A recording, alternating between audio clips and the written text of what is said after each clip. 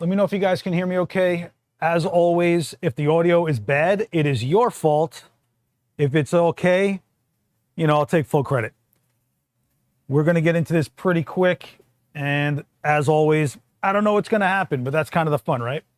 If you guys are ready to get into this week's stream, I need you to type ready, and I need you to type where you're from. Type ready and where you're from. Okay, guys? Quinn is driving me crazy, but it's okay. Still love her.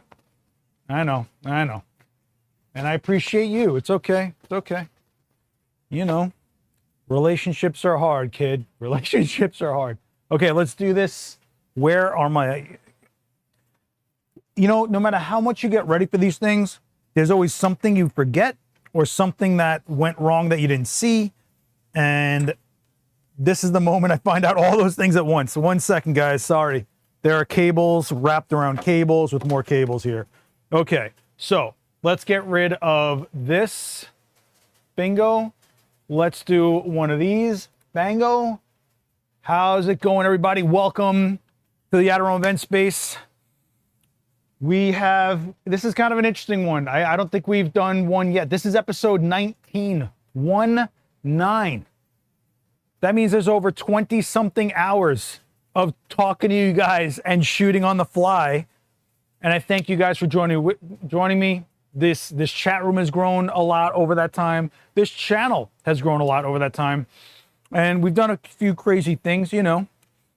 So it's Flashpoint week. So before we get going, I just want you to see this and pin to the top of the live chat from now until Friday. I believe that is what, the 18th, I think.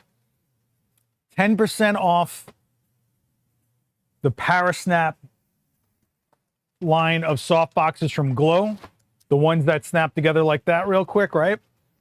Sterling, the Sterling, they call it Sterling. The Sterling fabric. The whole thing, 10% off. So it's Flashpoint week, and I went up to the guys at Flashpoint and said, hey, what can we do? So hopefully this is the start of things I can do more for. This is the start of things I can do for you more. How's that? Is that proper English? Is that coherent? Let me know if you guys have been looking at the Parasnaps, if you own the Parasnaps, if you have any questions about them. I'll try to answer the best I can. There are so many sizes, shapes, and stuff like that. But if I can find you guys a way to, you know, save a little bit, why not, right? I got Quinn with me. You guys are being rude. Give a nice round of applause for Quinn. Don't be rude. She lives off of approval. Have you not seen how many selfies she's taken? They shadow banned her IG. I'm just saying. All right. Tennessee, wait a second. Tennessee Rick, are you the Tennessee? Are you the Tennessee I run into at imaging all the time? If so, let me know. I hope it's you. If not, welcome as well, you know. What's going on, Melanie? Mike Carbajal, what's up, kid? How are you? Micah, how are you? Edgar? Kurt, hey, man. What's going on, buddy? Rich Formica, we're doing this, man. We are all in this. Ricardo Fernandez, Joe, just Joe from Birmingham, Alabama. We appreciate you. Okay, there's like random theatrical music playing, like clips around. I don't know if it's on somebody's phone, but it's kind of like, Tennessee, it's the Tennessee. Guys, if you don't know who this guy is, I really appreciate his work. He does some really great black and white. It's very heavy and velvety and rich. So Tennessee's a great photographer, an awesome CUNY member, and quite frankly, that guy has said things to me to my face that have made me totally want to keep going as a host and an educator and hitting. Every time I say I'm like done doing stages, it's guys like Tennessee that make me go, all right, one more stage, but then I'm done, right? You know, so thank you, Tennessee. I hope people get to see your work. And I guess you can look them up at Tennessee Rick on, is that how we can find you on Instagram? Kristen, what's going on? You haven't been here in a while. We've noticed. Just kidding. There is a photo critique coming up on the 22nd with me and Daniel. We'll go over the events that are coming up because they're coming fast. Like I said, it is Flashpoint week. You can scan this QR code to check out the events page. The events page as of right now looks like this. Boom. The lighting ratio is simplified. Daniel that was already done. That already happened. So you guys can watch that back on the main channel. He and Daniel crushed it. So mad props to Dan, my man over there. Check out lighting ratios on the main channel. Tomorrow, Gary Hughes. It's like Gary Hughes Day tomorrow. The Fujifilm X-Half photo walk. So you guys get to try out the X-Half, walk around with Gary, who is super funny, by the way. I consider him like the Ryan Reynolds of our industry with the type of humor he is. Great guy, great educator, great photographer. So that's tomorrow, 12 to 3. You do have to RSVP for that. It might be full for all I know. But if you are missing out, 5 p.m. right here, you can see that he's doing big portraits in a small space. I don't know where he's going to find a small space, but he'll be here shooting portraits and doing a lighting demo for you guys. And he will teach you everything from not just the technical, but those in-between things with how you deal with people, how you get them to feel more comfortable, how you get that X factor kind of, I don't know, connection as a photographer shooting human beings. Unbelievable educator. So make sure 5 p.m. you're right back here, 5 p.m. Eastern time, so New York City time. Make sure you're right back here in this chat room if you cannot make it to these seats. And if you can't, it's always available on playback. We're hitting like, I don't know, something like 200 something videos, I think, on this channel. You guys have a lot to look forward to.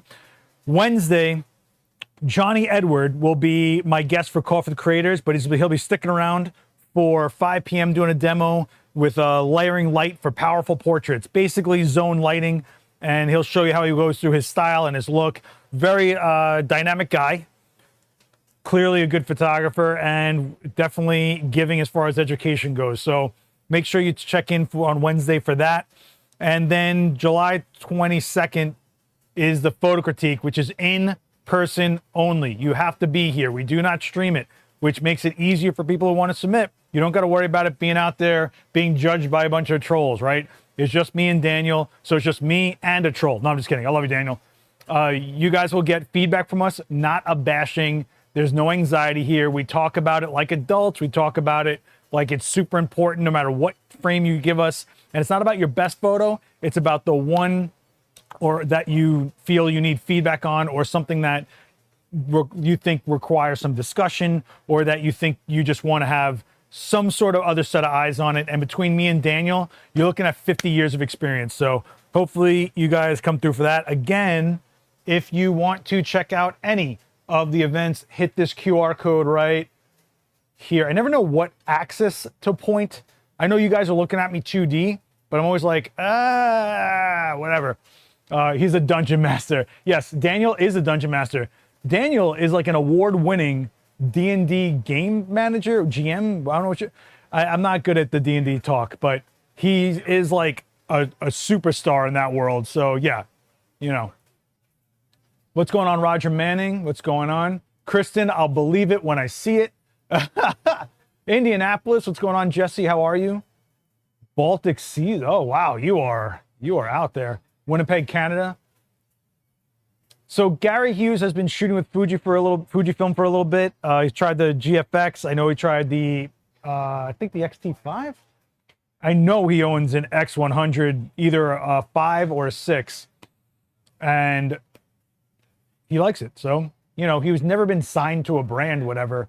But yeah, and I'm glad to see relationship building between a great photographer and educator and a great brand like Fujifilm. You know, so anyway, guys, that's what's going on here for the events, and hopefully I can see you either in these chairs. Don't forget, guys, these chairs are for you. The chat is always for everyone, but these chairs are for you. You ever want to come hang out? Visit 42 West 18th Street, right by Union Square. That's what's up, right?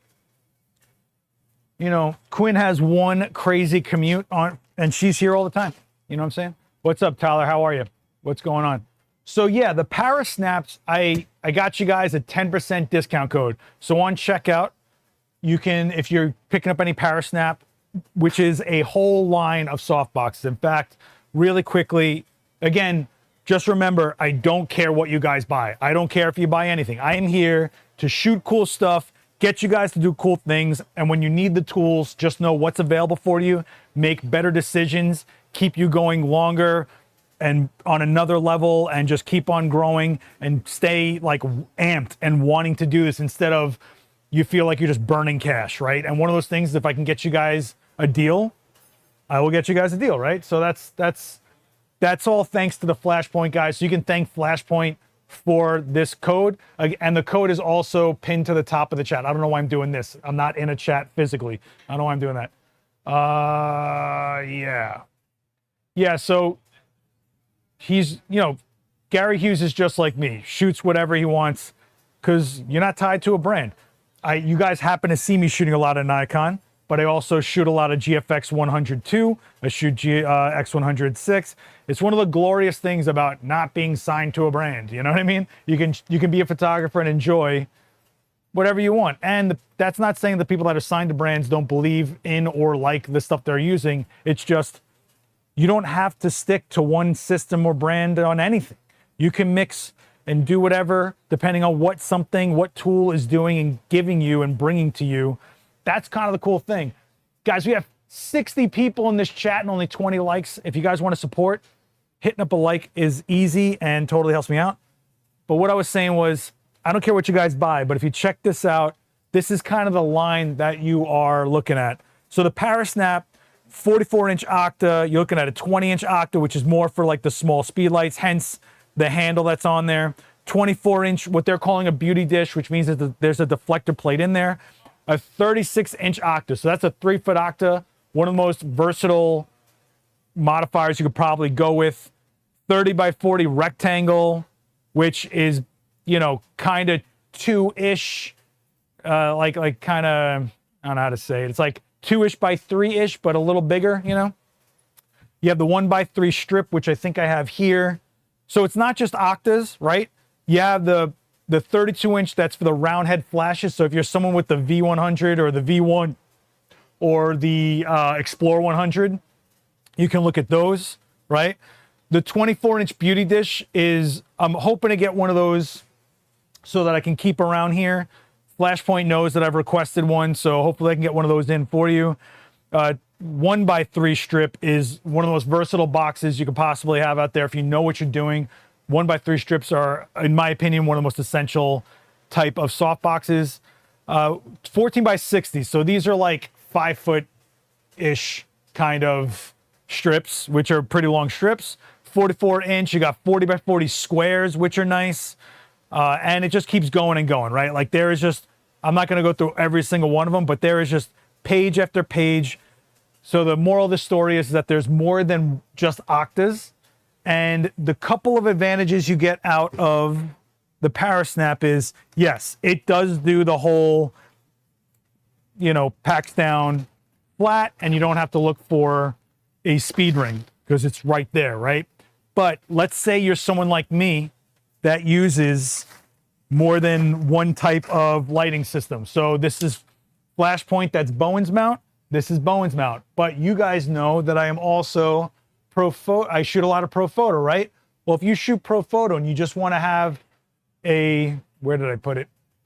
You've got to be kidding me. Did I put it somewhere? If let's say you are a pro photo shooter and you're looking for a softbox that's not, you know, going to break the bank. Oh, here it is. You can get different mount speed ring adapters, and all you got to do is open up this, slide out the Bowens, slide in whatever adapter for whatever system you're looking for. Just make sure if there's a clip on it, like the Pro Photo one has a clip, you slide that in first so that this can close over it. And now I can use this box on Pro Photo. Great, right? I don't have to buy another speed ring. I don't have to dismount this because there is no dismounting it. It's permanently on there. So that's nice as well, especially someone like me that a lot of the times I need a Bowens mount for constant lights. You know, so if I want to film myself and I want to have a softbox, I can just make sure I have one of these and I'm good to go. Now I have a Bowens mount softbox. And let's say I don't need that on the constant light, but I want to use the same box or not buy more than one box. I can just get the adapter, swap it out, put it on my strobes, and I'm off to the races again. All right. The other thing I like about this is that you can keep it mounted to the light. And let's say you're in a small studio like a lot of us are. Instead of worrying about, oh, if I'm not using it right now, but I might use it later, or I just want to keep it set up, all you have to do is, while it's on the light, just collapse it down. And then it's going to be hang on the stand like this instead of taking up 3, 4 square feet of space in the air that you're going to be doing this around, which I spend half my life ducking and weaving and stuff like that. So there's a whole bunch of reasons for this. That the parasnap is like a pretty great lineup for you to look into. Okay, I do actually own a few of these. I'm not just saying that. I bought them. I'm letting you know that, guys. Okay. The thing I will warn you about, though, and please listen to this, and this is not a knock on anything. What I need you guys to know is the parasnap line is really good mixed with the rest of the parasnap line. If you have something like the older glow soft boxes, for example, the colors aren't going to be the same kind of colors. The light that's coming out of this diffusion, it's a different diffusion altogether. This is what's filtering your light. It's going to look different. So if you're saying to me, hey, I have a few like older Easy Locks, and you are dialed in for your color calibration off of those, and then you throw this into the mix as like a key, but the rest of your lights are whatever, those other lights might be look a little shifted, or this might come off a little shifted if you're shooting calibrated to the Easy Lock. Do you know what I'm saying? So it's kind of a little apples and oranges. So if you are looking to get into the parasnaps, you might want to think about eventually going all in if you like them. If you're just looking for like maybe one giant key light and using other soft boxes mixed in, just know you're going to be chasing a little bit of color here and there. Like your shadow color might be different than what you're used to and things like that. All right. No, it is not. So reflection off of the silver still going through the diffusion. Why wouldn't the diffusion be the thing that's shifting color? In fact, do I have anything here that is, let me see if I can grab a, hey Joe, do you have anything Easy Lock diffusion so I can show the difference? Just, let's see if I can get it for you, because you will actually see that one one diffusion fabric is actually like kind of warmer looking. That's really what's changing it. Could there be something with the silver? Maybe slightly, but really it's the diffusion, guys. It definitely, but anything that your light is interacting with, whether it's reflecting off of it, shooting through it, whatever, that's obviously going to affect your light in any way. Thanks, man. I just want to show that the diffusion is like a warmer than this. You know what I mean? You know what I'm talking about? I got Joe off camera here, guys. If you're ever at 42 West 18th Street, this is my guy. Right, this guy right here. Just wave over there. Just wave. There we go. My man Joe. You probably met him at the trade shows. All right, let me see if you guys can even see this on camera, but can you guys see the color difference? Let me see if I can change this exposure so that it's not so blown out. Do you guys see the difference in, like, this is Easy Lock. This strip is the older Easy Lock. And then this is, you see the shift in the color a little bit? It's not that one's, you know, if you're used to this and you're shooting in this, once you add this, obviously the lights don't match. That's what you have to be ready for. Does that show up for you guys? I hope so. Do you see it? Do you see it? You see it, right? Yeah, your eyes see it, right? But it's like, it's going through a camera and then getting crunched by YouTube and who knows what else, right? You know? So you do see it, Micah. Okay, so now imagine this is your fill light. Or what if you're trying to do like a 1-to-1 ratio where it's just like two lights that are even? One side is going to be this color coming through a diffusion of this color, and one side is going to be coming through a diffusion of this color.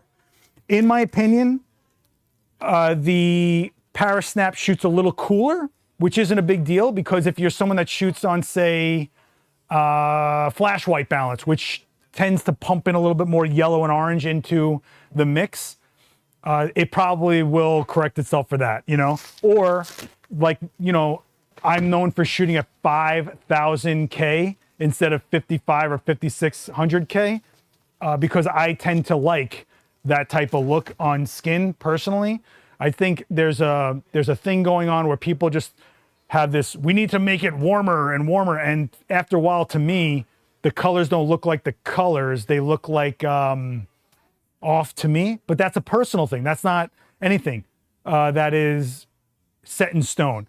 Unless, of course, you're shooting for a specific color to be rendered a certain way or not, okay?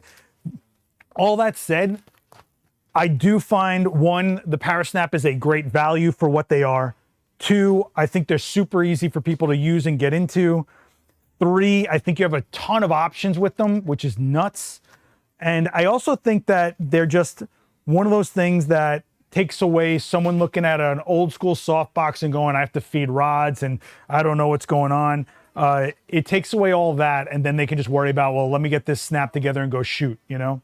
So I have a few of them here, but just know that these parasnaps are 10% off for you for this, you know?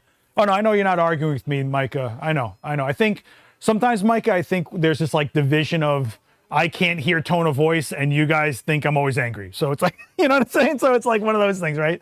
Yeah. Let me see what you guys are doing. Any chance you could demonstrate the look of Pro Photo versus bare bulb in a softbox? I don't think this is a stream for that, Robert. Can you demonstrate Pro Photo versus bare bulb in a softbox? So let me address this. First of all, this is going to be like a Flashpoint stream. So I'm not going to be pulling out any Pro Photo, but the reality is that you're not going to see the bare bulb effect happen until, in my opinion, very large modifiers or at most like a beauty dish situation where it's expelling around a dish type situation, or maybe really long strip lights. But other than that, it's like this thing that it matters when it matters. But most of the time, it doesn't really have to matter, in my opinion. You know, there's lighting snobs of all types out there.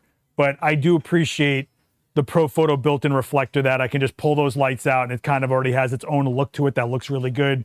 It's broken up and diffused with the heavy dense glass, and it's contained with the reflector. But I don't want to get into that. I just want to kind of go into Flashpoint today, if that's all right with you guys. It is Flashpoint week, and I want to do solid by these guys.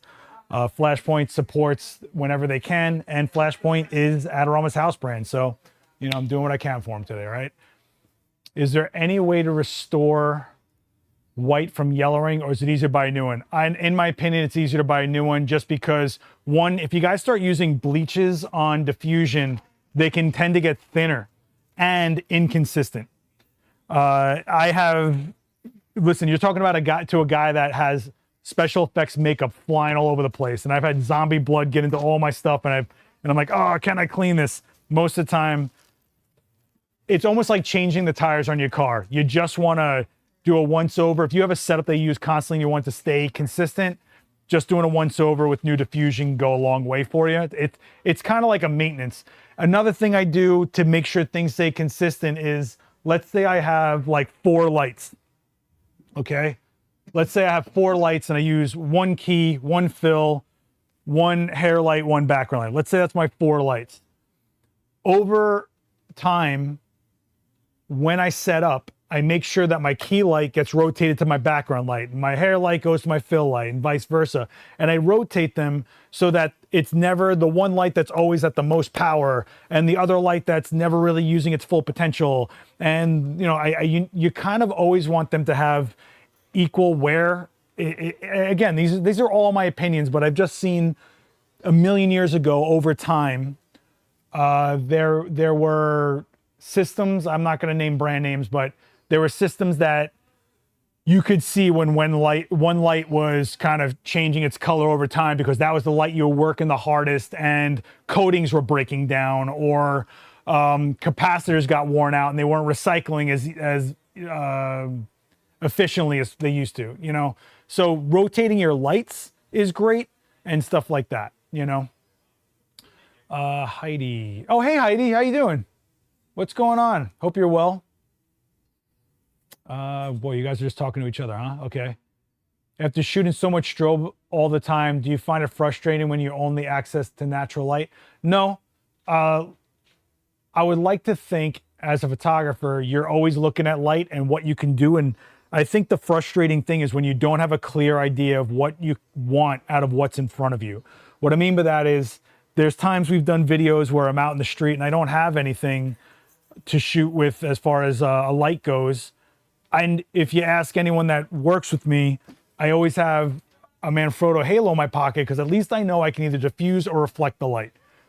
What I will be looking for, and I change my mindset, is instead of creating my light, my mindset switches to, all right, what is the light I'm in? What is my surroundings? What can I use? Is there light colored pavement that I can use for a bounce? Is there open shadow that I can shoot on the edge of? Is there a white wall that I can use as a reflector? There was a Fujifilm 18mm lens video I did on the main channel where it was at night and I used a storefront, I think it was actually an art gallery, that just had all white walls and tons of light flying out of it. So what did I do? I put my model right in front of it and my back to that window, and I used it as this just giant light source that, while it looked flat, she still looked beautiful, you know, and it looked a lot better than some overhead mafia light, some Goodfellas casino light on a beautiful woman. If I wanted that look, I know how to get that look, but the goal there was to make her look good because she does look great. But anyway, that's another story. So no, you just have to get into the mode of what light am I working with and what are the properties of that light and what can I do, what can I bring? And that's when you're a photographer. That's when you're looking at your situation and your tools and the light and what would work for your subject, and you're making decisions towards a goal. You're not guessing. You go, all right, I'm in noon sunlight. This is going to be brutal. And there's been plenty of videos where I'm shooting in noon sunlight. Check out the Nikon 105 macro video. I think it was also the 55 macro video where I was shooting on a rooftop. My phone was overheating. It was so hot up there. But it's high noon on a rooftop in the middle of the summer. And I made it work, right? So it's you just got to shift, you know? You just got to shift. Or check out my Manfrotto halo videos. That's all natural light, I think. No, there's some strobe in there. I lied. All right, you guys okay in there? You guys have gone quiet on me. People trashed that video, but the lens and sample shots are great. They didn't trash my video. Come on. I thought that was a cool video. I used all found light sources at night. The Fujifilm 18mm 1.4 was so much fun to shoot with. It was a great lens. If I was in an X-mount system, I would definitely pick up that lens for me personally. Okay. Hold on, guys. I need some sort of liquid. Let me know if you guys have any questions. I'm going to start looking at what kind of parasnaps I got here. So I'm not going to lie to you. My prep for this stream was basically, hey, what's on display? And just kind of scraped it and brought it in here to see what we can use. I mean, there's stuff literally with, what do you call it? Tags on it, which is funny. So again, it's not just octas, right? This is a strip of some kind. Let's see what kind of strip it is. All right. That's looking like a 4-foot strip. Not bad. So let's say you're in a small set and you go, you know what? I don't need these rim lights and they're taking up a lot of space and we're having trouble walking around. Boom. Now you gained all that space back and it can stay on the light. You don't have to move the light. So whatever you set it at, you can leave it at. You know what I mean? I'm going to be very upfront with all you guys. I'm not going to rate or compare anything to anything else. You've never seen me compare anything to anything else. So that's kind of how we do things here, because we're not pitting brands against each other. And to be very honest, they're completely different things. What is happening here? Why did this? They're completely different things in the end, right? I'm a big believer in soft boxes are all completely different. From the color you get out of them, the type of diffusion, the depth of them, the way they project light out, the way they spill, the way if they're consistent or not, stuff like that. So that's kind of how we do it. Jacob is asking, do you use the stable color mode with flashpoint flash, or did I miss that? I entered late. So I don't actually set them in like color stable mode or whatever, until there is a moment where I'm like, let me check out if there's a color stable mode in this.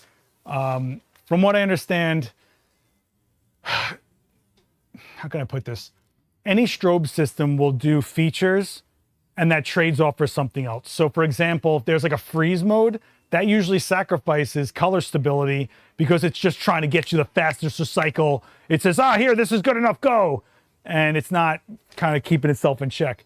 With the color mode, I'm not 100% sure, but I'm pretty sure it kind of sacrifices that recycle time to just make sure it's as stable as possible with whatever that is going on with those capacitors and with whatever light it's expelling. You know what I mean? Seth, what do you think about those 5x7 pop-up softboxes? I think they're called Illuminator 5x7 softboxes. Do you mean backgrounds? I'm not sure what you're talking about. Are you talking about the panels? A 5x7 panel? That I'm not familiar with that one, Heidi. I'm sorry. All right. All right. So just make sure you probably see me have a little bit of like hiccups here or there. If it's hanging too much like this, sometimes you just got to make sure the rods are a little straighter and then it'll open no problem. So I will say, as far as that goes, I haven't had a pro photo box have that thing, but I also don't consider that a huge deal when all you got to do is just make sure the rod is in its proper position, channeled correctly before you open up the box. So if that counts for anything. But I just think that these are pretty great value. Here, this one still has the tag on it. Look at this. Still has a tag on it. It's looking like a little guy. Oh, this is a 1x3. This, I think, is an essential box for everybody, personally, you know. Oh, of course, Vanessa's tuning in from a plane. She's always on a plane. If you guys missed it, Vanessa Joy and I had a chat on Coffee with Creators on the main channel. Pretty good. And on this channel, she has a really good talk about how to actually make a living as a photographer. Kind of crazy. I know. Who would have thought you could do that? All right, so we've got a 1x4. The 1x4 looks a little wider than 1. So this is what I'm saying is like, this is probably a 1, and then that 1x4 is actually like maybe, you know, a couple inches bigger. You know, so it's not like a true 1, but 1 foot by whatever. But who cares, right? We're just making soft boxes, do what we want to do. This is one without diffusion, but you can see what the sterling fabric is about. It's got that texture to it, which helps change the direction pattern of the light so it's not so specular. Instead of being like silver in, silver out like a mirror, it's kind of like ripping around in all sorts of directions, you know? Let me close this one up. And then I got the 2 I've had here forever, which I keep in the event space for the sake of keeping in the event space. These are just like what I call like get out of jail free cards. All else fails, you've got like a 3 or 4 foot, you know, octa, and you can make something happen, right? So when someone comes in here, or I've got to film myself here, you guys have seen plenty of like 60-second clips or something I've done, right? I just know that if I have, yeah, see that, you have to just make sure the rods are kind of where they got to go. If you have a 4 foot octa in that realm and you just point that light, maybe it's not the style you're looking for all the time, but it will be nice light, right? So there's that. So I've got what looks like a 3 foot, I'm guessing a 4-ish foot. I've got a 1x4 strip, a 1x3 strip, and what is this? Is this the same as this? I got 2 of the same. Okay. So we got stuffs, guys, and I pulled off of display. I pulled off a display a 600, a 400. We've got the new 200, okay? And this one is modular, so you can have the speed light head, or we can throw on the LED with the bare bulb head, which I know you guys are all fans of. And I get it. I get being fans of bare bulb. I totally get you. Don't worry about that, Bubby. I hear you, okay? The modifiers look nice and tight. I haven't played with them, but Glow makes my favorite reflector of all time. Really. That's the one thing about Glow you can depend on, is they will always have a cost-effective option for what you're trying to do. So if you're like, hey, I want to try this style, I want to try this light out, instead of going into some sort of modifier that's hundreds of dollars, you can go into something that gives you the basic idea of what, the shape, the size, the diffusion, and all that stuff, and go, okay, actually, this style is going to work for me, and then maybe you expand from there. So, and if you are looking for like a 5-in-1 reflector, you always know there's a Glow 5-in-1 reflector of like a billion different sizes. What's up? Oh, it's charged? Yep. Beautiful. Do you have one you want me to charge? I think I have something on. Sorry, guys. Joe's rudely interrupting us. I think this actually charged, actually. Let me triple check. So this is what's going on here is that oh, this didn't charge. I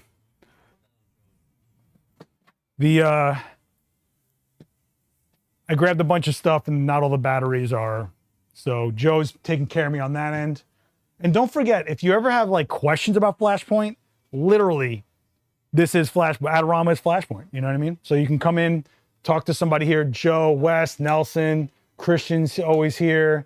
There's people, there's human beings. You remember those people? Not some cold app on your phone that sends guys in blue vests to bother you about a package, like actual humans. Yeah, they exist still.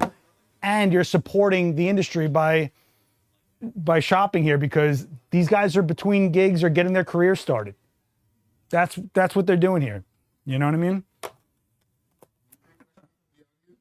I usually don't have an audience, but what's up? I just want to find out, like, regarding lanterns, what's your take on using lanterns as a multi-purpose? So the question from the one guy in the audience, because I never have an audience here, guys. The whole point of this was like, whatever. But you're welcome to say. So lanterns, do I have a lantern? I don't have a lantern. That's a lantern right there. If you see up top. Okay, so if you guys don't know what a lantern is, it looks like an onion. It's basically a ball diffusion that your light goes into and expels 180 degrees.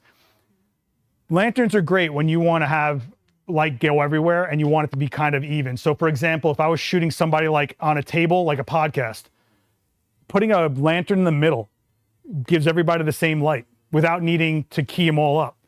And then if you have something like V-flats or white walls around you, that spilling light comes right back at you ambiently, right? So now you have a fill light. So it's one of those things, if you're in the right environment and you're looking for more of a less controlled, but need a more full or open light, they're amazing. And it doesn't hurt to just have a lantern, right? Like, just like you might have an umbrella or a softbox, something like that, having a 3 foot, I mean, they're going up to 6 feet now, 6-7 feet. I saw one at NAB that I was like, I don't even know how they got that up there. But all that said, if you're doing something that requires a large area and you want it to match and be even, and you want to use less light fixtures, they're great. They're great. You might, though, need more power than you think. Well, think about it. If I am lighting, let's say, okay, so let's say this is a diagram. This is your table and the people sitting around it. If I need this person and this person lit, and the power starts here, it's dying off as it goes to the ends. If I want it all equal, you're not going to probably do that with a 60-watt light, but you might do it with a 300, And it's also better to not have to raise your light all the way and just use a light that is maybe at half of what it needs to be. And then you have a more consistent light. It's not stressing anything out. And you can always use more power. Harder light, you'll get a more contrasty light from the person. That could be a lot of different reasons. What I realized, the lanterns, it's more, it gives a nice, the softer glow. It gives that umbrella effect without, that I should do this a lot of times. Well, so he's saying that he gets a lot of contrast with softboxes. Now, what size softbox? Because a 2x3, this, right. So it's projecting this size light in one direction. If a lantern is the same size, it's the same light. What you might get, though, is light spilling this way, filling back in. So what you're really saying is that you want a larger light that has less contrast to it. And what you might need is just a fill. So imagine you're shooting someone like this, and they're, you know what? Can we shoot something? All right, let's shoot something. Okay, so I got my girl here. Hang on, I'll show you. Hang out, I'll show you. So So my man, what's your name? Haran is saying he's getting contrasted looks. Okay, so let's shoot with a 3-foot box like he's saying he's got.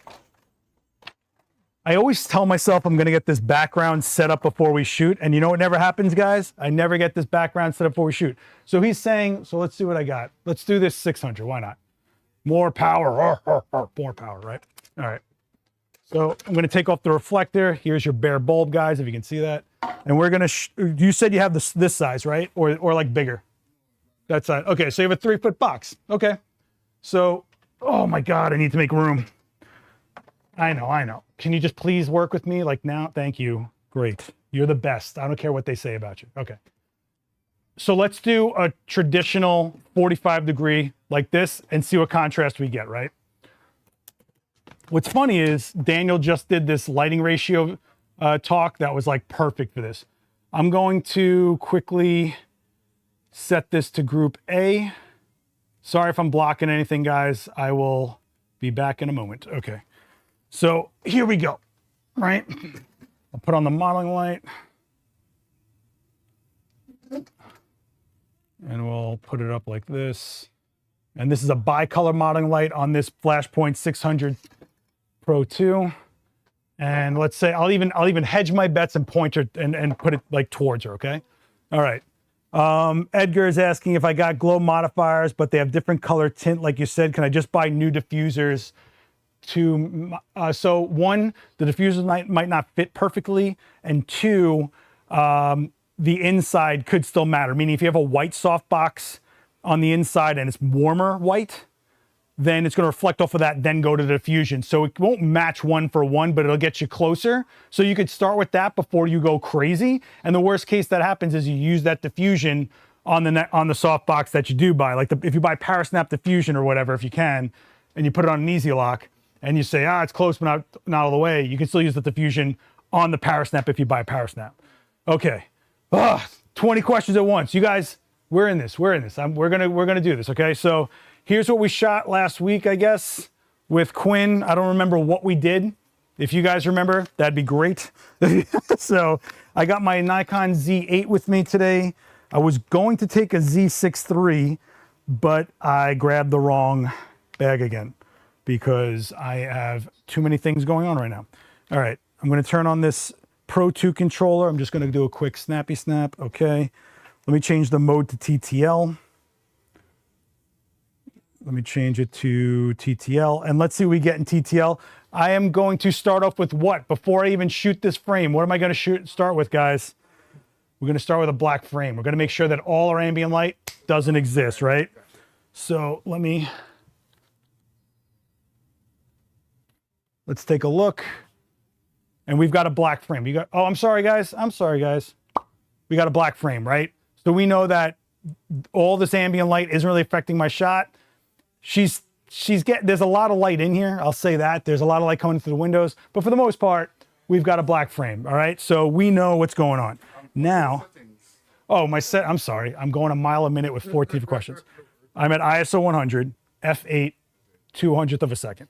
All right. So I'm just at a pretty baseline, no shallow depth of field junk here. We're just shooting, right? Okay. So now TTL, let's see what kind of exposure we get.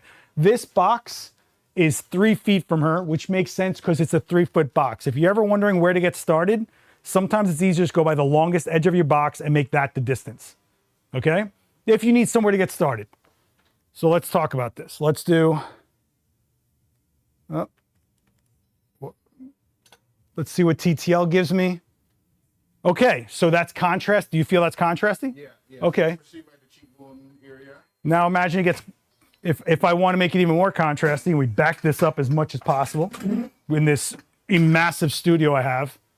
Massive studio, massive. Oh no, I don't want to hear it. So I backed it up probably like 2-3 feet, right? TTL it. Not the biggest difference. I'm seeing a slight But you're seeing it, right? gray area. Now let's say I pump it in there, right? Now it's about a foot from her. And I'm doing this just, what happened to the flash? Hang on, guys, sorry. What just happened? What just happened here? Huh, I lost my live view for some reason, which is a little nuts.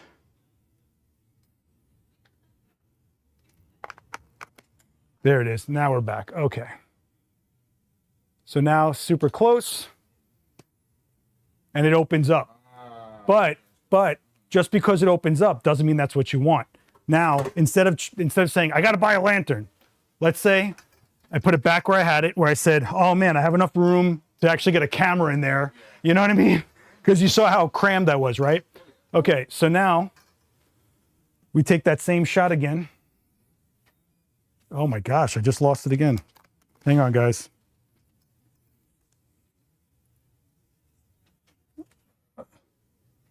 We'll do that. Okay, so now we're back to being a little bit of contrast. Now, why can't I, out of frame, put a white board in there?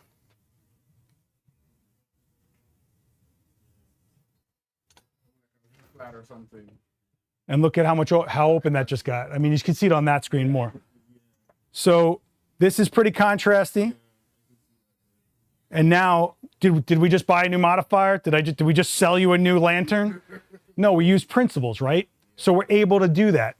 And because you have an octa, 3-foot octa here, just don't forget, if she's here or your subject is here, look at all this box going right past them. You have all this light to shove right back in. You know? Light is going to bounce no matter what you do anyway. Unless you want it to be absorbed, you put black around or whatever, but a piece of $5 foam core on a stand with a clamp could do what you need it to do. You know? No problem, no problem. Putting that into perspective. Yeah, you know what you're looking for. You're just not sure what exactly does it. And let's say you're like, hey, I want something big, like a big modifier. Yeah. That's when you could go to like a 5-6 foot umbrella with a diffuser on it, and then it's blowing everywhere. And then, yeah, you could put a V flat in there or whatever. So if you're those of you who just tuned in, I'm answering this guy's questions. I'm answering this guy. Haran, right? Yes. All right. Well, welcome, buddy. No problem, man. Welcome. But this is, I tell you what, if you want, we use pizza boxes for reflectors here. And we have, there's, well, it's got silver on the other side. So enjoy it. Thank you all right. Much. No problem, man. Appreciate it, no problem, man. Thank you. No problem. So that was a real quick 3-foot octa demo, I guess. Why do you shoot so warm 6690 versus the usual 5000? Where am I shooting 6690? Oh, am I on auto white balance? Okay, so I'm auto white. Nice catch. I'm on auto white balance. So it's probably seeing that I am shooting a, okay, so let's do that.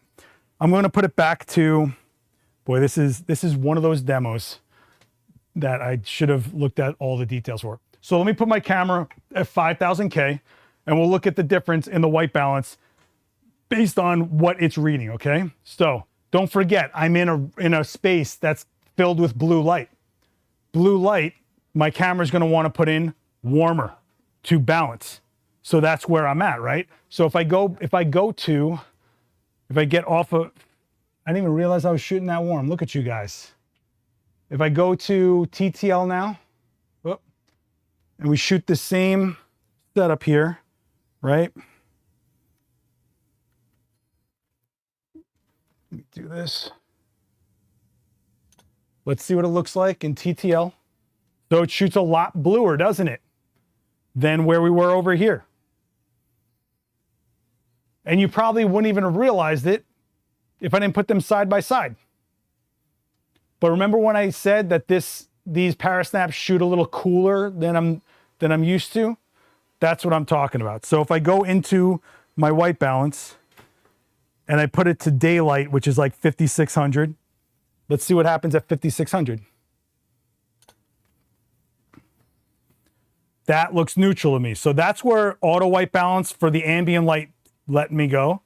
This is where my 5000K that I use for when I'm shooting my pro photo setups. And then this is what it gave me when I decided to give it daylight. So it's calibrated for daylight more or less, right?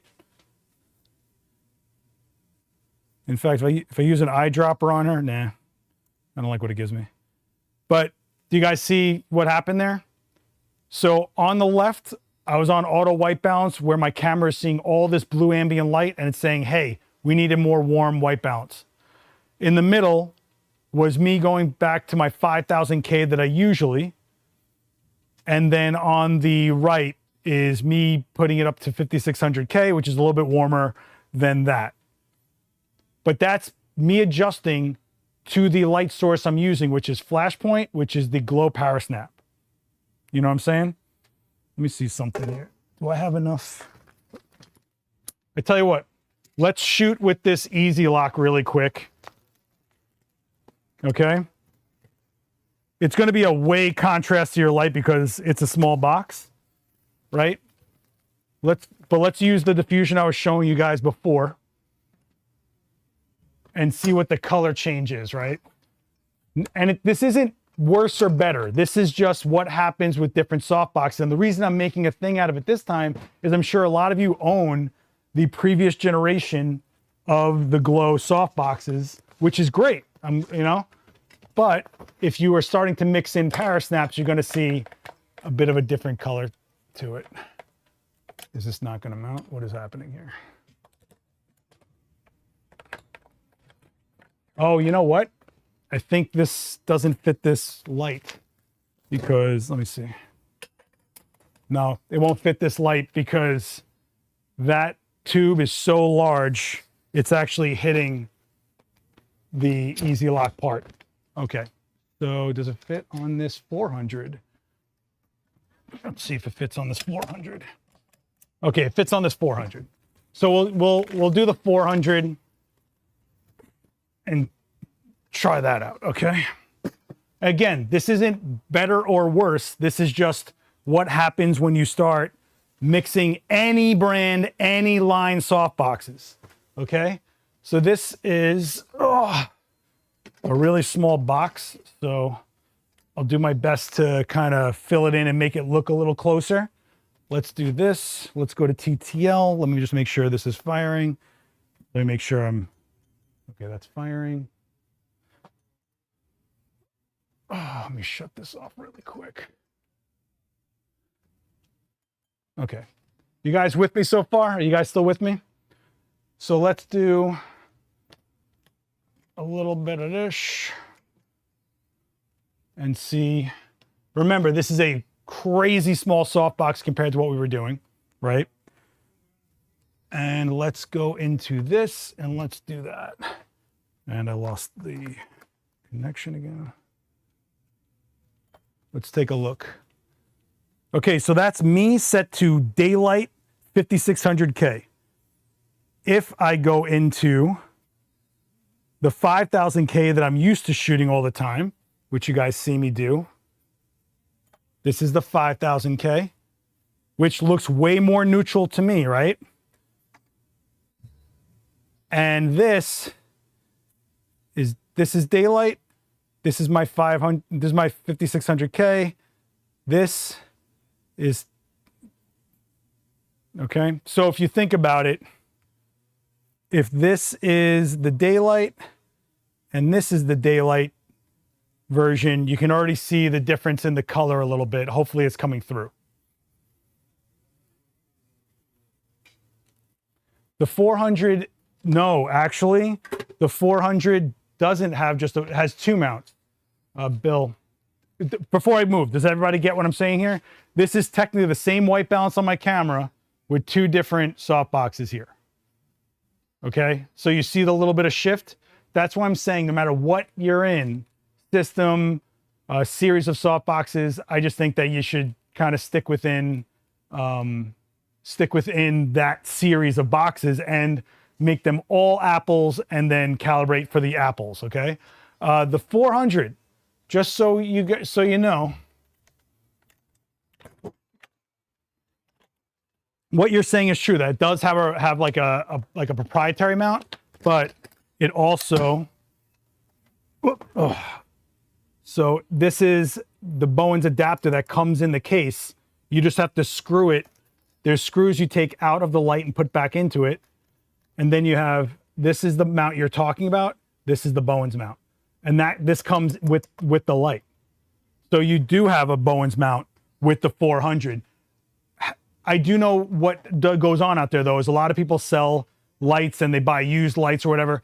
And sometimes they've never put the adapter on or lost it. And then you bought that light and you go, well, I guess this light is its own proprietary mount. This is a 400 and you just saw me put a Bowens mount box on it, you know? Man, it is sweaty in here, guys. Sweaty, sweaty, sweaty. So just know there's, again, I want to reiterate, that was not about a better or worse situation.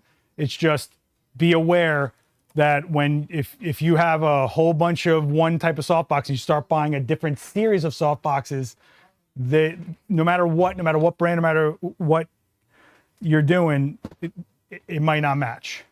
And if that's the case, you either don't care, you either are creating your own isolated kit with a certain series of softboxes, or you're slowly changing over from one to another, or you have different kits. That's all, you know? Does that make sense to you guys? Oh, man, I am out of breath because there's no air here. I'm going to run out of frame really quick and turn on the air conditioning, but I am here. You can hear me. Let me know if we're okay. I love my 400 and 300, waiting for a sale. Missed the previous one to get another 400. Well, it is Flashpoint week, so I don't know anything about those sales, but there might be. I don't know. Joe's asking, have you tried the new mounting adapter for the 300 to turn into a Bowens mount? The adapter I use, and maybe I'm wrong, but I just use the S mount bracket, which is this thing. You just kind of put the light in there, clamp it down, and then it becomes a Bowens mount. That's the one I use. This is an S2 adapter. They're inexpensive. They're easy to get. Hold on, I really got to turn on the air because it is not okay in here. I am very hot-blooded. This is not okay. So, and with those, because it's such like a universal type of adapter style, I guess you could say, I feel like you could almost, whatever would fit in there that you could clamp in there that won't, you know, that can handle a little bit of clamping to it. You know, like this with a 200 in it, clamp it down. As long as I don't block this fan, can you guys see this? That fan right there? Do not block the fan. Do not block vents. Do not block the vents, okay? As long as you are not blocking anything and you tighten it down, now literally anything that fits in here as a light can have a Bowens mount. So there's that, you know. But man, I don't know what this stream just turned into. Is any of this helpful? I know that was a little confusing with the in-room questioning and stuff like that, but hopefully some of this is landing for you guys and making some sort of sense.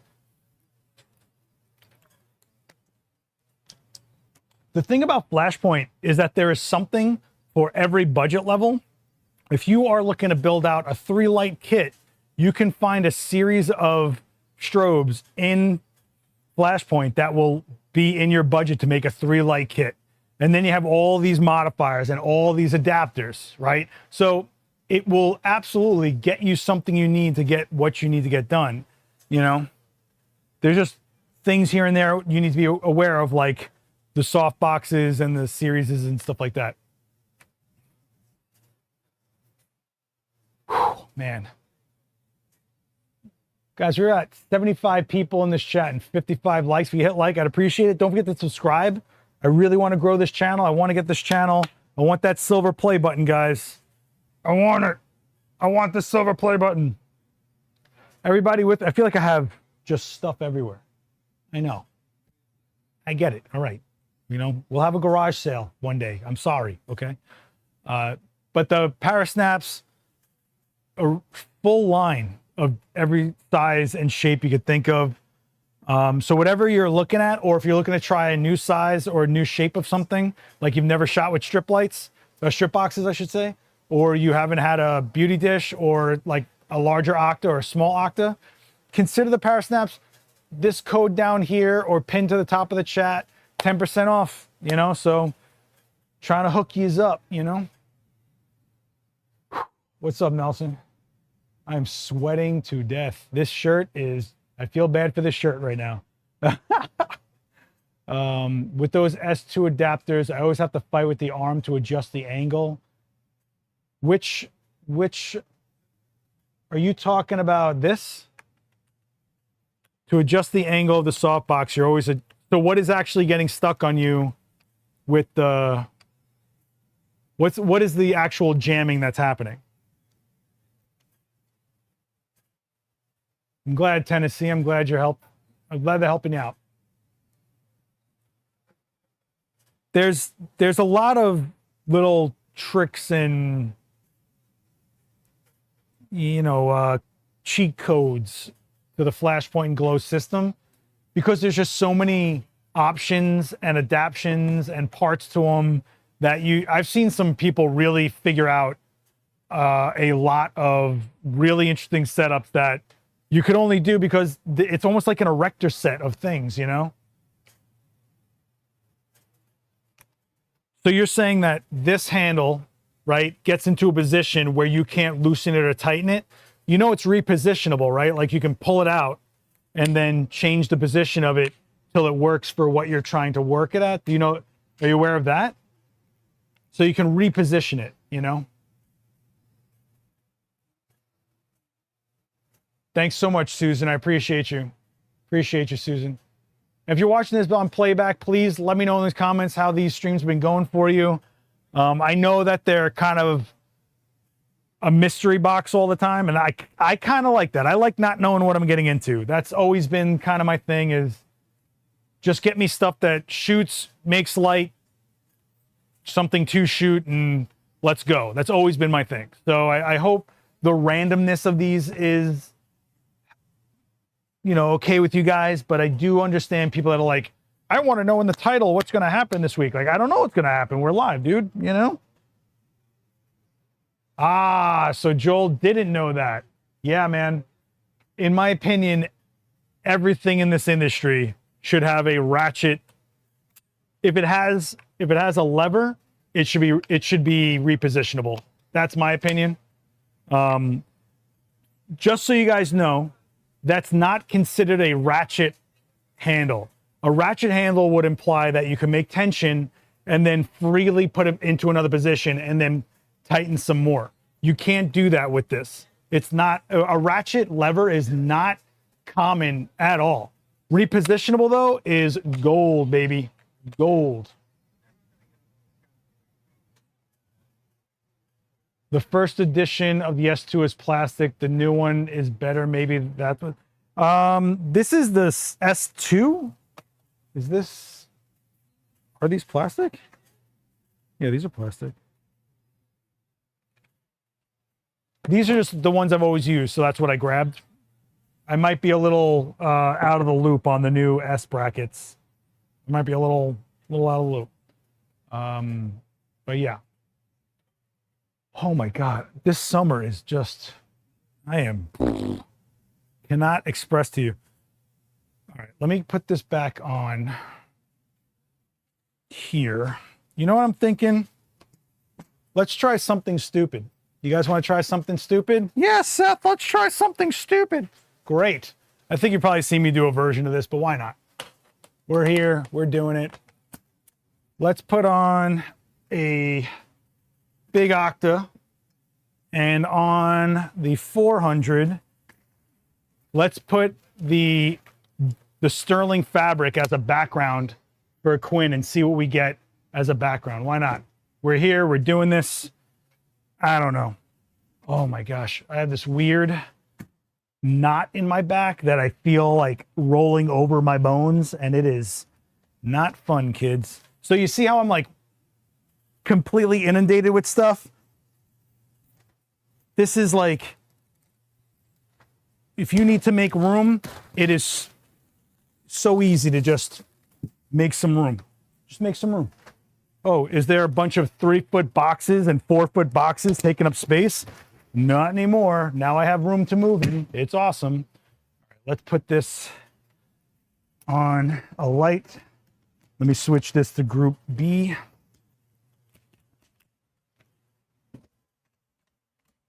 Let me put this in group B. And let me put this on a stand because why not? Let's see. There is a chance I'm going to switch to a 1x3 strip for the key light because what might happen is this large octa might actually affect the sterling look in the background. Let's see it. I don't know yet. We're going to find this out together. I haven't done this. I haven't used the sterling fabric as a background, but I just have a weird inkling it'll be cool. I'm sure Gavin has. I mean, Gavin's like the Flashpoint king at this point and has done everything and anything you could imagine. Let me see what this even looks like. I know we've done this with like a large umbrella or something, or maybe I did this with the 4-foot octa with the Pro Photo, maybe? I don't know. Let's go into, let me go into group B and shut that off. And let's do TTL on group A. Let me just make sure. Oh, turning it on might help, you know? Geez, Seth. So I'm going to feather this light pretty hard across her to hopefully not affect the sterling fabric. I'm picking it up. Let's see what happens, right? Joe is asking, do the parasnap have different depth? Was looking at the easy lock, but that space don't have a lot of movement. But like that space don't. I've never compared them as far as how deep they are compared to the other ones. I can only tell you what they are as they sit. If that helps, I can pull out a tape measure for you. Okay. Let me get a quick TTL off on my girl here. See what we got. Let me just put this back in here. This might be cool. I don't know yet. I'm going to find out. Let's find out. Okay. So we have something going on back there. Looks a little Gwen Stacy, if I will, you know. I'm going to change the white balance though to warm her up a smidge because we were at 5,000K. Let's take another shot at 56 because why not? Take a look. Yeah, so she looks more neutral to me there. Not bad. I'm going to lock in my TTL value, meaning I'm going to lock in the power of the strobe using the TCM button. I'm going to go to my A. I'm going to lock it in. It's telling me a 16th power.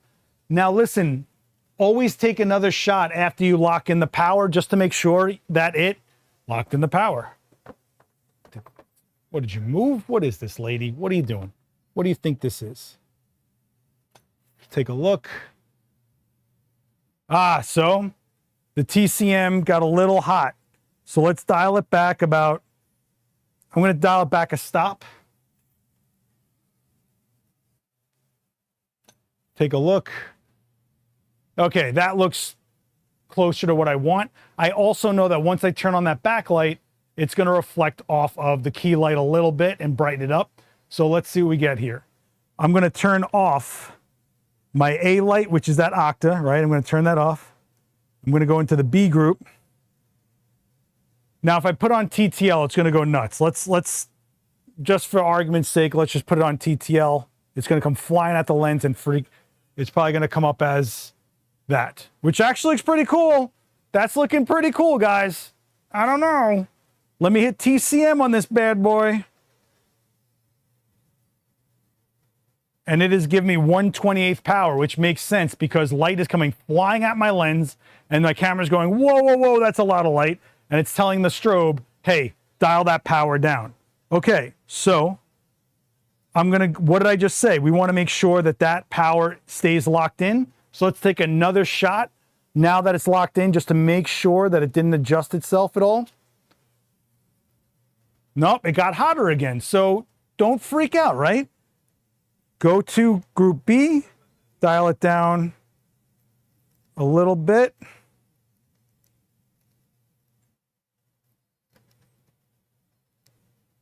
Okay. See what we got. It's all right. I'll stick with it. Looks okay to me. Okay. Now, let's put them together. Let's put A back on. Mode, manual. Let's take a look.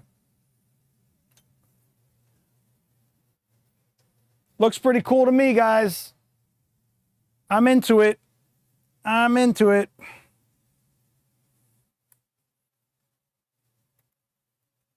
Right? It's got a little bit of Gwen Stacy action going on there. Tell me that's not Spider-Girl a little bit. Come on now. Come on now. Come on now. Put on a gel? We could do a gel. I think the gel's going to get a little... So here's my argument. I like that it is all monochromatic. It's not even monochromatic. It's just void of color.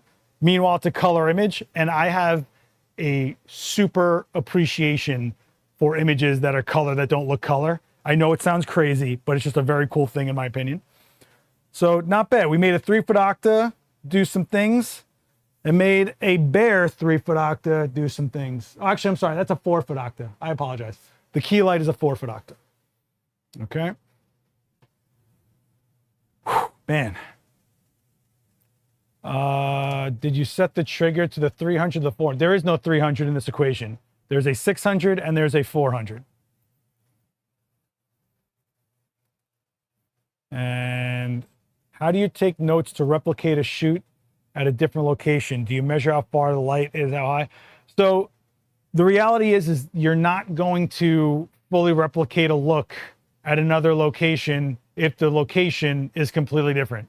If ambient light is affecting the shot, if let's say you did your setup in a blacked out room and then you go to a location that's all white daylight, light's gonna be bouncing around, you're gonna be fighting a whole different environment. The best thing you can do is what Daniel showed you guys on the lighting ratio stream on the main channel, where you wanna measure and go, okay, it's F8 here, we have F11 here or something like that. And if you can just set up your lights to get to those measurements instead of replicating the exact distance and heights and stuff like that, you'll be more in the pocket, right? So while the distance is going to affect some of the look, keep that within the same, don't put this 40 feet away and expect it to look the same. But if it's within the same sort of, 2 feet of her, and I can get it to read the F8 or whatever I'm shooting at, then I'm in the pocket. But if I'm in a new location and some reason it's reading 5.6 or F11, there's gonna be a big problem, So I would check out Daniel's stream from last Thursday. He actually just went right over that. It was awesome. It was awesome. Get a little reflected light on Quinn with the Brooklyn reflector. I don't know. You think she needs? I like that she has shape to her. Like she's not flat. I kind of dig it. I mean, we could do the gel if you guys want. I don't think I'll throw a quick reflector in there if you really want. I'll throw the reflector in there, but I don't think I need to open it up because I like that she's not completely flat looking, So let's take a look. I'm gonna shoot. Oh, actually, what was I shooting at? Like 100 millimeters or something like that. So I'll use a white bounce. Ugh. We'll take a look and okay, we're going to take another shot real quick. That did not. Okay, give me 1 second, guys. Let's try that one more time. Okay, that felt all right. I don't know.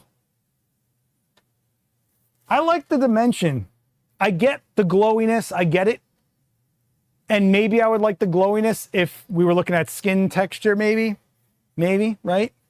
But I kind of like the dimension that I get from her, a little more drama on the left side.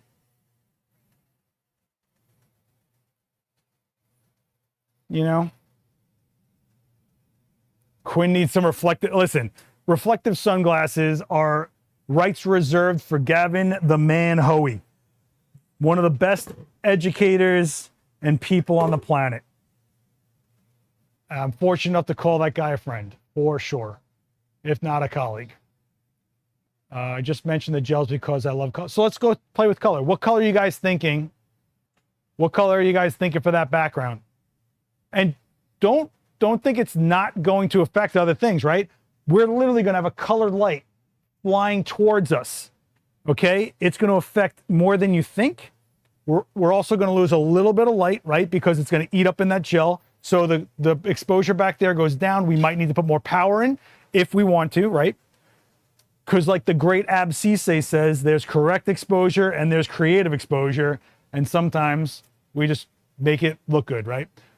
So what color do you guys want to go with? Let me see what gels I got. Let me see what gels I've got.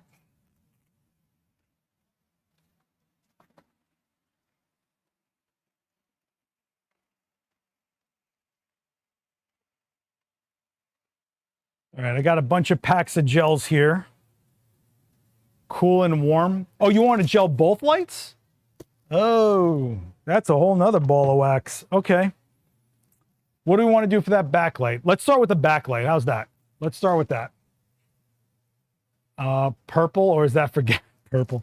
We could do purple if I have it. Sure. Let me see what I got in the old grab bag. I'm live right now. How's it going, man? What's up, man? I'm live right now, yeah. What's up? Did you have a question? Oh, no. You want a Brooklyn reflector? You want a reflector? You don't want a pizza box? I'll give you a pizza box.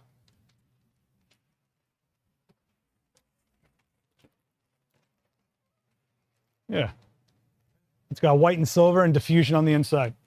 No, thank you, man. All right, so I've got this purple gel. We can throw this on the inside. Maybe we'll do red. Purple and red is a cool combination. People overlook that all the time. Let me see if I got something to stick this with. I really don't want to use that. You know what? I also don't want to show the gel itself. Let me see what I can do. I'm going to eat up a lot of light because I'm going to double over the gel to make it more discreet on the light itself. We're going to lose a lot of light back there, but I think it'll be worth it because we have all that power left on the light to raise. So why not, right? Even though I don't use them anymore, Adorama sells gel specific. Yeah, I know. They make gel specifically for these tubes. Yeah. Totally. Okay. Let me see if I can somehow make this happen without disturbing the look of this shot.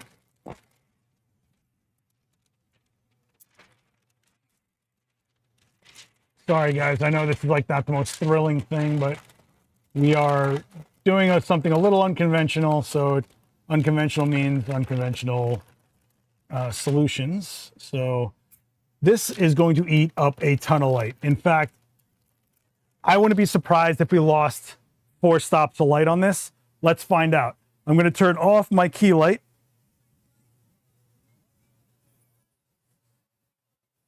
Turn off the key light. Come on, man, really? There we go. Let's see what happens at the power we're set to. Probably very, oh no, we lost a lot of light, but it's pretty cool looking. I do think we're gonna need to put a little bit more power behind that. So I'm gonna go into that group and I'm gonna give it a stop of power. We lost a lot of light, but it looks cool. So the rule is if it looks cool, we go with it. Let's take a look with a little more light on it. Okay, that looks a little more like it's coming at me a little bit. Just for argument's sake, let's put in 2 stops of light and just see what it looks like, because it might even look cooler. We're just trying to figure out our baseline here of what looks great. Okay, that looks pretty cool. I like the whole burn off here. Here's where this is what it looked like with no color. And then if you look at it, that looks a lot more on exposure to what we had before. After putting that gel on, yeah, 4 stops. I was right. 4 stops of light. So I like that. Are we with this? Let's put in a neutral colored key light. Let's do that.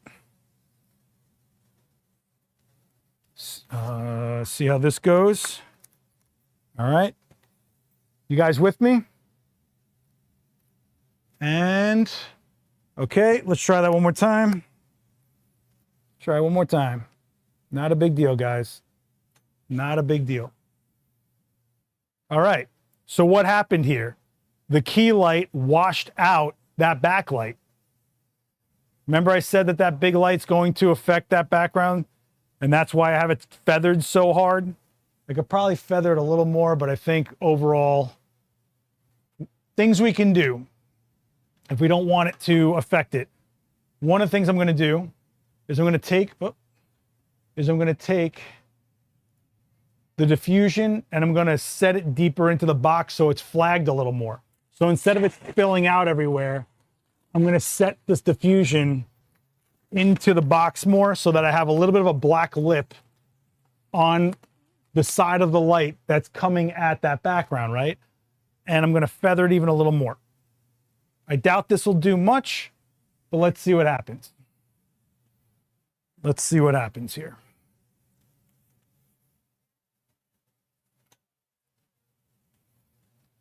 Not too much, but it does look slightly more saturated to me. If you guys, do you guys see that? Probably not, right? The other thing I can do is I can change it to, so I don't have a grid for this. I do not have grids. Yes, a grid would be awesome. Awesome. In fact, maybe I can just flag it really quick. I tried to do a little bit of lazy flagging. I call that lazy flagging. Let's see if I can do I have any black boards? Because that would be awesome. What do I got back here? Let's see what I got. You know what I can do? Nah, that'll reflect light. Hang on, guys. I know. This is all so thrilling. I know. I'm going to take a black board and I'm going to put it on a C-stand and I'm going to flag this light a little bit. See if I can make anything happen here. Although I do think I'm shooting so tight that it's, maybe it'll be all right. Let's try it out. Worst case, it doesn't work. Ultra worst case, I change my key light to a strip. I change the modifier size and shape to dictate what I'm trying to do. Crazy idea, right? I know. Crazy. It's crazy. I'm a madman. What is going on with this? There we go. So let's see about putting a black board over here and seeing what I can block out of this light. Okay, you guys doing okay in that chat? I know this isn't the most thrilling thing ever, but we're doing stuff, right? Let's see how this goes. The problem with this board though is it's white on the other side. So that light is probably gonna come and reflect right back at her. But let's see, we're just going for it. So we're just playing games in here. We're just playing some games. Let's see. Wow, big difference, huh? Big difference. Big difference. And don't forget, it started here. This is super saturated. This is more saturated, but look over here, guys. That purple is going into those shadows, isn't it? Why is that? Because it's bouncing off of the white side of the board. Which I said it was going to do, and it did. And you know why that is? Because light is predictable. Light is predictable. So how can I change this? I could move if I don't want to get crazy here, but what we could do is physically move Quinn till she's past the white reflection, right? So in theory, what I can do is move this a little closer to the background rather than her, move her up to here, and I will scooch this back. Let's see if this changes anything. I don't mind it, but if we're trying to make control happen here, let's see if I can make control happen here, right? Let's see what happens. Okay. Let's take a look. A lot less purple in those shadows. Look at that right shoulder. And how did this happen? Because we made educated decisions of going, well, the light's reflecting off that board. Well, if the board is behind her, it can still flag that light from oversaturating that background, right? That background is still more saturated the way we want it. And here we are. So we made an edge, and in one shot, we changed it. We didn't do 16 shots, keep moving things. We knew what happened, and we made a decision based on what we know, and we know what's happening with light. All right? If you're new in this chat, consider hitting subscribe. We do this every week that I can. You guys with me? Makes sense? Looks a little dim on the key light, right? I think in contrast to the purple, instead of being like a lit silver, we're losing the appearance of having that light. So I'm gonna go into my key light. I'm gonna nudge it just a little bit. Not even a full stop. I'm gonna change the angle by like a couple degrees towards Quinn, and let's see what we get now.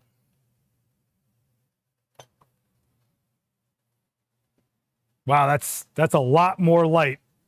That can't be right. That can't be right. Let me just take another shot really quick. Let me just take another shot. I think the power is playing games with me. Yeah, okay. So that, you guys see the difference? I didn't change anything. All I did was take another shot. If I felt something wasn't consistent, just take the next shot. Just go forward. Just go forward. Just go forward. Okay? Do we want to gel the key light? Do we want to get rid of all reality of color here? Is that what we want to do? Let me see really quick. I want to see if I can get more background. Let me see if I can get more background. I think it's pretty cool looking. You know, you're ever in a pinch, you want to do something really fun for somebody. You know where this would look really cool is as an avatar for Instagram or LinkedIn or whatever, where you have just, can you do a circle crop? Can I do that? Can I do an arbitrary? Let me do a square. Now imagine that as a circle, right? That is a circle on the top of your Instagram page or LinkedIn. Totally could work. I might shoot it a little shallower so that we make that background a little more murky looking. And it could be pretty cool, you know?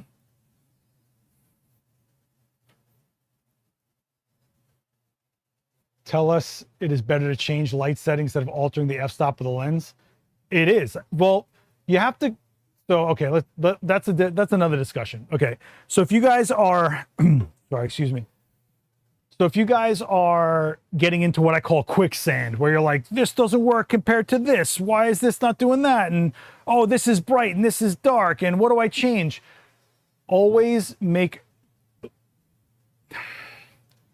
your decisions without creating more variables. If I said, hey, I want this type of depth of field. I want this much of my subject in focus. Right now we're shooting pretty deep. I think we're at f9.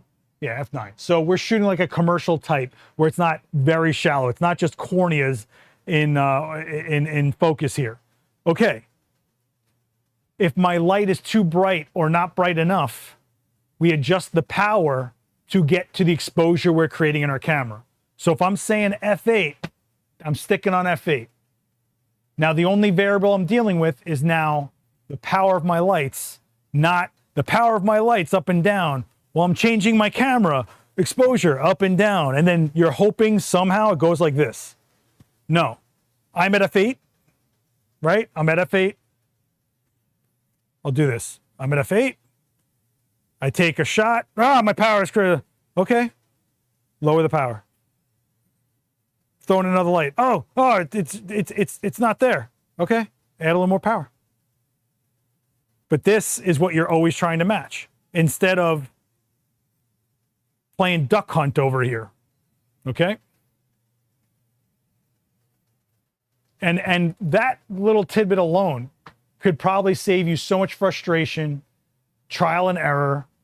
I mean, let's be real here, right?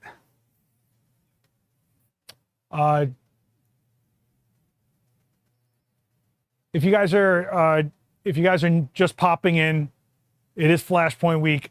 I made sure to get you guys some kind of discount code, 10% off all these types of soft boxes, the parasnaps, till Friday. So if you're looking at some of them, now's the time, you know. Hey, Brad. So do you guys want to gel that key light? If you do, what do you want to do? Did you want to do red? I can look for some sort of red situation if you like. I think this looks pretty cool. I don't know. That sterling fabric. The sterling fabric. You guys are not talking in there. What's going on? Come on, boobies. Where are you?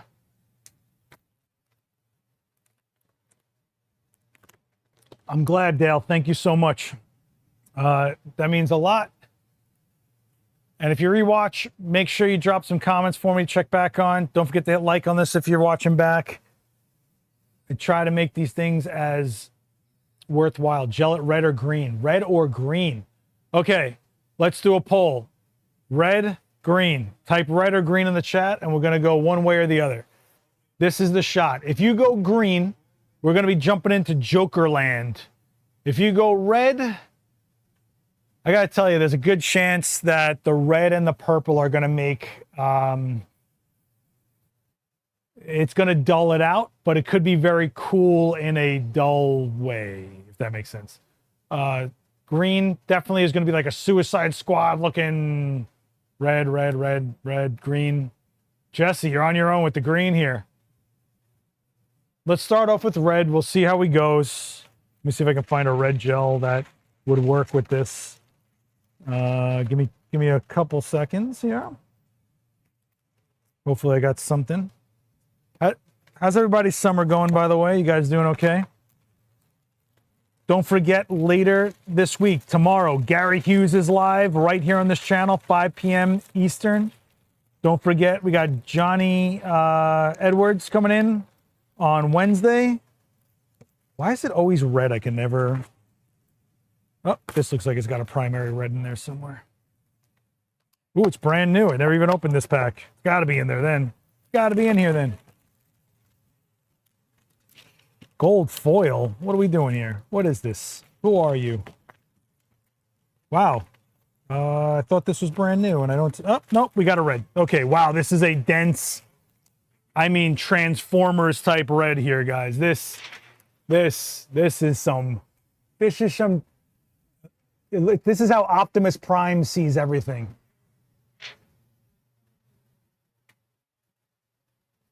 Am I the only one that remembers this, by the way? When you bought Transformers brand new, they used to come with a strip of red plastic that was like a gel.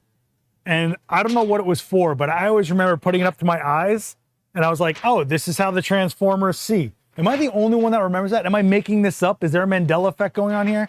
But I pretty much remember half my childhood being like this. But does anybody remember Transformers doing this? I feel like I totally remember doing that like all the time. Okay, how are we gonna gel this light? Let's see. Okay, let me see what we got going on here. It looks like it's gonna be the same type of situation. So let me just caveman tape it in there, because that's what we like doing. They do make gels just for these lights, but I know that odds are if you're somewhere, it's you're going to be using straight up gels, and that's for pretty much any type of lighting in any situation. So just me? Was it? I'm pretty sure Transformers came with that. I swear, man, I got to call some toy nerds I know. I'm almost positive that was a thing. Unless it was some other like weird, obscure toy like Dino Riders or something weird.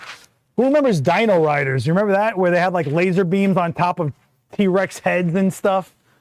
And it was just like bananas. It's like a fever dream. They were just putting stuff together and thinking, yeah, the kids will like this. That's literally what half of that era was about. Okay, so we're going to turn off the backlight and see just what this key light is doing. Wait a second. That's what it was? They had a film so you could see the Autobot or Decepticon emblem? Wait a second. Are you kidding me? That's how that worked? What was this like a secret, or was it written on the box? This is blowing my mind right now. You've got to be kidding me. I have to find an in-box Transformers and totally ruin the value and open this up. This is crazy. If that's what it was, oh my God, I have to do some research. I am losing my mind right now. This is crazy. Okay, what was I doing? Key light only, turn the background light off, okay? That makes total sense. Oh my gosh. Okay, man. Key light off. So we're gonna go to mode, shut you off. We're gonna go into this and let's see what we get. Oh wait, I'm sorry, not the key light off. I'm talking too much, guys. I'm talking too much. We want the key light on, background light off. Okay, background light off. Let's take a look and see what the red is doing. So this is gonna need more power, I'm sure. Okay. She's not looking too bad, little dim, but don't forget, we're gonna have light flying out our lens. Check this out though, guys. Look at that. Did that fire back there? No, it didn't fire. Isn't that interesting? Let's mix them together and see what we get. Why not? Mode, manual. All right, so this is the key light and the purple. And hold on, I just gotta remount the trigger really quick. It's doing something a little... Okay, we're back. Let's do this. All right, this is the key and the background together, okay? And nope, okay, hang on. Hang on. Okay, this is pretty cool looking. Let me center it a little better because I know you guys are sticklers for not being asymmetrical of any kind. Let's take a look. Pretty cool. Pretty cool. I don't know. Do you guys think that key light's dim, or is that style working for you? It's creepy looking. You know, if I got in there, right? If I really ducked in there tight and I was like, all right, we make some like weird looking frame. Tell me that's not some sci-fi series thumbnail on Netflix.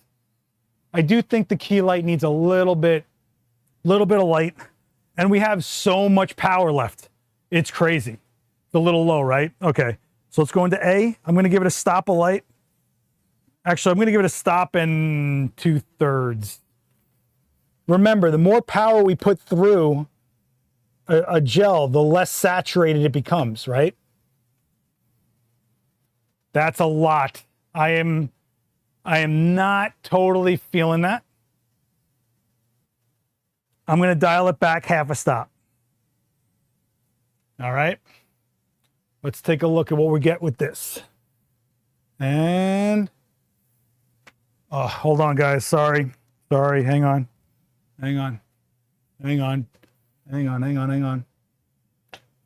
Try that. That looks pretty good to me. That's looking pretty good. Let's do the Netflix thumbnail. Netflix thumbnail incoming in 3, 2. Right? Tell me that's not some weird AI sci-fi series on Netflix. Tell me that's not what that is.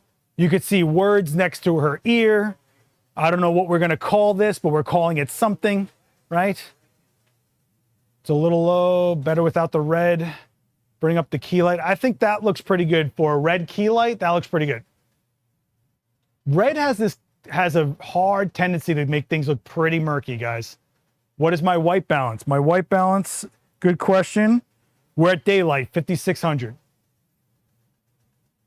So, and who cares? We're throwing gels everywhere, right? Like, At this point, if it looks cool, we go with it. That's where we're at.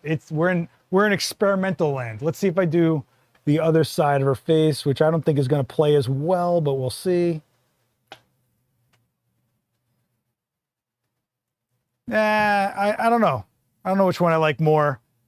The one on the left feels more off-putting to me, and I dig it. It also feels a little more androgynous, which I like a lot. And as far as like, you know, iRobot taking over our lives, I'll go with the one on the left, personally. Go get it, Brad. Looks like 5604. So I'm off by 4 degrees, Kurt. You're killing me. You're killing me, baby. Come on. Come on. What, I don't know what the name of this series on Netflix should be. I don't know, but it's something. I also think it's really cool that, look at this. We have these ripples coming from her ear, like as if she has like some supersonic hearing, you know? Maybe that's what the series is about. This woman who sees the world through all, you know, hearing it or something like that, you know? Looks pretty cool. But yeah. Now let's say, hey, you know, I like this setup, but I need my space back. Well, all you got to do is hit this lock. And even with the gel on, I can do this. And now I gain 4 feet of space back in my area. Right? You know? I mean, look at this. Look. And you just leave it like that. And then when you're ready to go for it again, pop it back up and you're good. You know? So that's one of the things I personally like about this style of softbox. So check out the rest of the parasnaps. There's sizes, price points, shapes for everyone. And now for Flashpoint Week, the code down below will get you 10% off. Hopefully you guys make some use of that. Keep watch on all the Flashpoint stuff because it's Flashpoint Week. Tomorrow, Gary Hughes will be shooting live here at 5 p.m. Wednesday, 5 p.m. Johnny Edwards will be shooting here live. And the photo critique is on July 22nd. If you're local, for all the information on that, make sure you check out this QR code. One day I'm going to get that right. Check out this QR code. You can check out my channel right here. Everything, Last Ex Witness on everything, YouTube, Instagram. Check out my work, whatever. I'm just going to say you're going to want to stay up on my channels and stuff. Just saying. All right. All right. This went way overtime, guys. Way overtime. If you're new here, please hit subscribe. I want to grow this channel. I want to get to that silver play button. You need the strip boxes. I hate setting up, taking down my more traditional versions. Totally hear you. Totally hear you. There's a case for both style of soft boxes, but if you are someone that's, where is it? I mean, this is a 4-foot strip. This is a pretty wide strip. It's more than a 1-footer. But I mean, you're talking about, instead of having to feed super long rods in, you're able to just kind of, you know, boom, and you're good, right? So if you're someone that just doesn't want to waste time setting up, if you are, I think they're really good for anyone that drives to a location because they're flat, right? Like some of them are going to be so long, but they're still flat. I think if you're a wedding photographer that packs flat, or if, you know, what do you call it? Checked luggage that's flat, you can stack a bunch of them. You're good to go. If you're someone that shoots multiple systems like me, they're really good because you can just change the adapter however you want. Boom, I'm shooting pro photo now.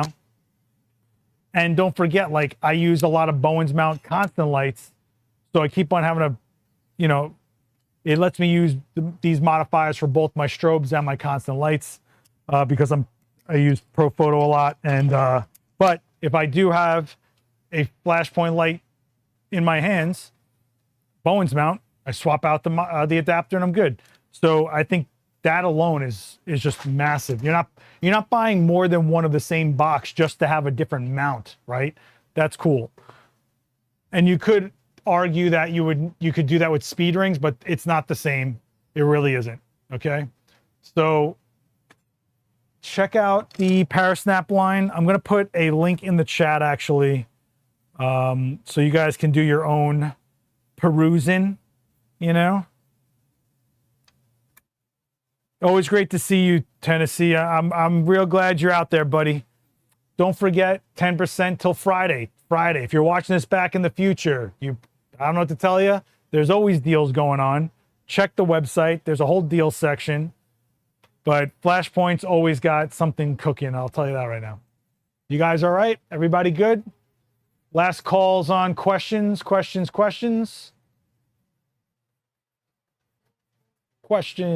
Final call. I know I'm on a delay, so I'm going to hydrate myself before I die.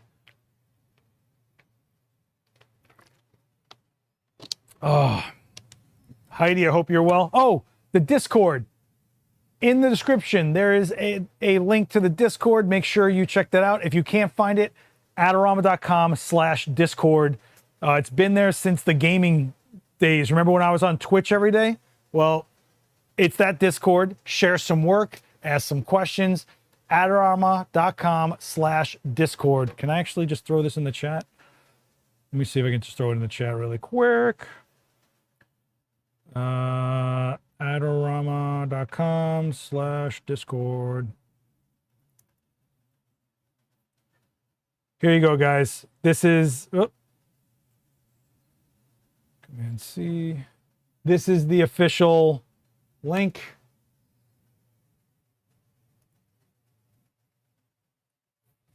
Join it, say what's up, stay in touch, all the things. And I'll see you tomorrow-ish, kind of with Gary's stream. Do not miss Gary Hughes. One of my favorite people in this industry, one of my favorite educators in this industry, hands down. Make sure you check him out 5 p.m. tomorrow, 5 p.m. New York time, Eastern time, tomorrow, right here on this channel. And Wednesday, Johnny Edwards, 5 p.m. Eastern time, this channel. If you didn't catch, do you catch what's going on here? Are you catching some kind of, I don't know, pattern going on here? So if you've missed anything, you've got 2 years of free classes, streams, announcements, panels, discussions, talks, demos, classes that have been beamed out of here for you on this channel. And all you got to do is hit subscribe for free. That's it. That's all I'm asking you to do. If you can't make it here in person in the chairs, I'll see you in this chat. Listen, everybody, be good to each other. If hopefully, you know, we stay connected out there. All right. Yeah. Just make sure you check out my own stuff and we'll see what's going on. Okay. Be good. Check out the rest of Flashpoint week. I want to thank Flashpoint for hooking me up with, well, a bunch of stuff. I just randomly give them a list.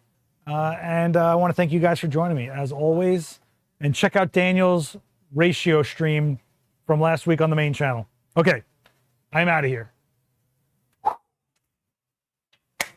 Guys, I cannot do this without you. And I mean that. Thank you.